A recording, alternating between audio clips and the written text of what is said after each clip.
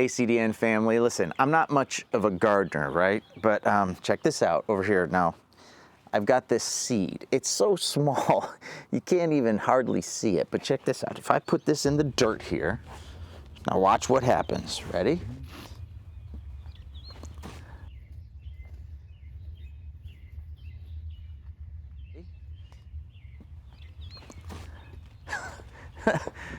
Nothing happened.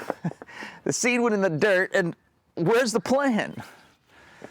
Well, obviously, you know that if you plant something, it takes time before the seed begins to take root and the plant breaks through the soil.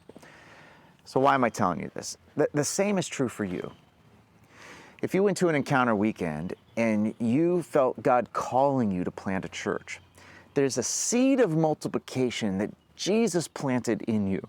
And you might have come home from that weekend saying, you know what, I'm gung-ho. And then a couple weeks go by and maybe even months go by and you're like, I'm not seeing anything right now.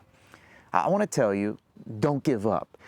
It takes time for what is planted to eventually grow, break through the soil, and bear fruit.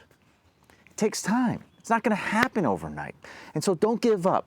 Be faithful. Continue to press on in this. So here's what you can do. Scripture teaches us, in fact, Jesus teaches us, that we can tend to the soil. Meaning there's the things that God can do. So God can make the seed grow, but we can tend to the soil. We can fertilize it. We can water it. We can make sure that it's aerated properly, that the soil is in a good place. So what's the soil? Well, first, the soil is your own life. So if the Lord has done something in you and you're not seeing the fruit of it yet, continue to tend to the soil of your own heart. Maybe for you, it's just carving out some more time to spend with the Lord. Maybe it's more time in His Word. Maybe it's just living out an act of faith of saying, okay, God, I'm going to trust you that you have done this. I've heard from you, and I'm going to live this out. Second thing is, you can tend to the soil of the harvest field that God has planted you in.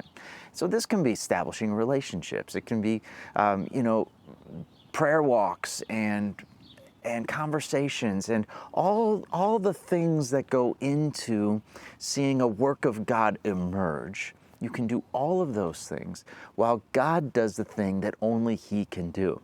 He's the one that makes the seed grow. So if God's called you to plant a church, don't lose hope. Trust in Him. He's called you to it. That seed is present and it will break through the soil. Have faith. Press on. If God's called you to be a trainer and open a training center and mobilize dozens and dozens, even hundreds of churches through your leadership, that seed has been planted in you. Don't give up. Continue to press on. Have faith that as you spin the flywheel, as you hold encounter weekends, as you coach and mentor church planters, that you will begin to see the plant grow. You'll see new life.